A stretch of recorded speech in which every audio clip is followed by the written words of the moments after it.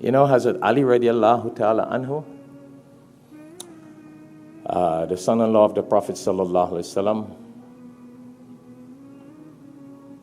He was once on a journey with Hazrat Kumail radiallahu ta'ala anhu, a Sahaba by the name of Kumail. And they stopped off by the graveyard. Many graves were. And he went, Salamu alaikum ya ahlul qubur. Salamu alaikum, O dwellers of the graves.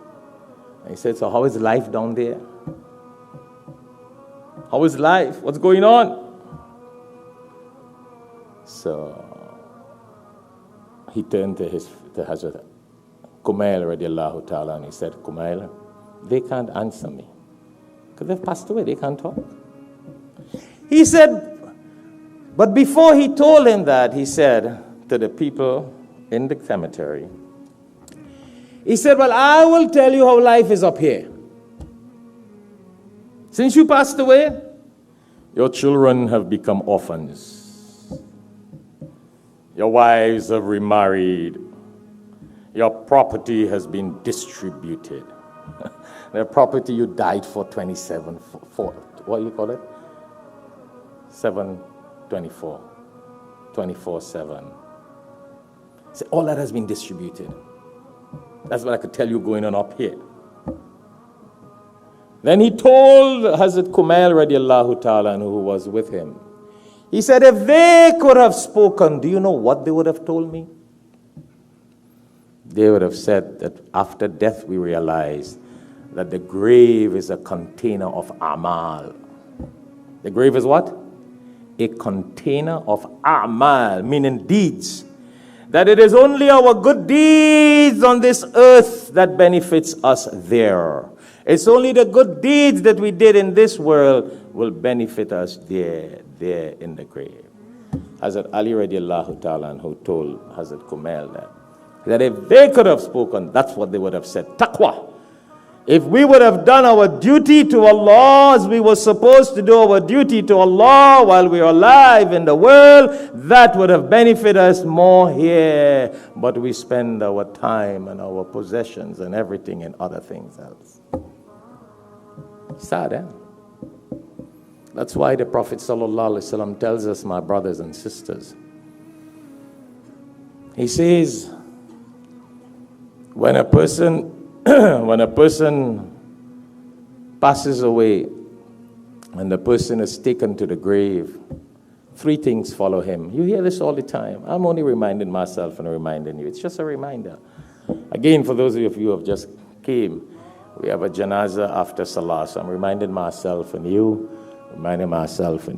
a little bit about death. Because it's a janazah. You know, if we go to a nikah ceremony, we'll talk about marriage. If it's Eid, we'll talk about Eid. So you got a janazah after, so we remind ourselves. That's why the Prophet ﷺ says, when a person passes away and the body is taken to the cemetery, the grave, three things accompany that person. The person's wealth, meaning whatever the person had in the world. If the person was a big boss in a company, well, all the workers will go. Yeah, all the workers will go. That's his wealth. Whatever money he would have had would be spent to have whatever kind of funeral it is. He might have a lake view grave. You know, some people ask for lake view as though they will get up and see the water. The wealth might be part of it. The family members will go. Friends, family will go with the person to the grave. Isn't that so? And the Prophet ﷺ says, the third thing that goes with that person is the amal, the good deeds that the person did in this world. And when the person is buried, the two things come back. Whatever was the business, the job, the workers, the employees, the status, they leave. The family members leave. And only the amal and the good deeds that that person did in this world will remain with that person there in the grave, which is why we say it's a container of amal and good deeds. That's why we need to plan those deeds now. That's why we need to do those deeds now. Death can be any time. Don't wait for 80 years. The mother that passed away 2 days ago, she lived for 88 years. I think she was just 1 month away from 89. You and I may not be lucky to live for that. You and I may not have the bonus, those extra years as a bonus. Not everybody are fortunate to have that. We don't know. Whatever age we may be, young, strong, we got to do whatever is necessary for that journey after we close our eyes. So after Allah takes our soul, we don't close our eyes really, you know. It's Allah sends the angel to take our soul, and then this body closes automatically. I felt like the angel was going to take my soul there, but I almost flipped. Anyhow. So, doesn't matter who we are. Doesn't matter where we are. Hear what Allah says in this verse in the Quran. I want to remind myself and you of this verse, Surah Nisa, chapter 4. Surah Nisa, chapter 4, verse 78. Allah subhanahu wa ta'ala says, أَيْنَمَا تَكُونُوا يُدْرِككُمُ الْمَوْتِ. Wherever you may be, wherever we may be, death will find us.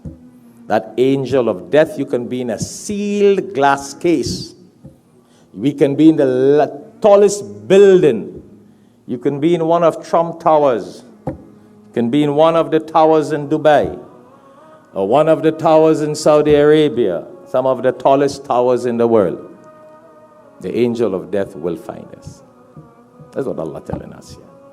Allah is telling us, لَوْ كُنْتُمْ فِي بُرُوجٍ مُشَيَّدَةٍ. Doesn't matter how powerful and sophisticated the building or the towers that we may be in could be secured. Angel of death will find us. Chapter 4, verse 78. Brothers and sisters, we need to go home and ponder on these verses. So some of us in our little gated community here, where even thieves get in America, little sophisticated gated communities, we think, well, relatives and friends can't find us. Thieves find us. That's why you still have alarm system. Yeah? So you don't think angel of death will find us? In these little 2x2 security system we think we have here? So we got to be prepared, my brothers and sisters. And I'll come.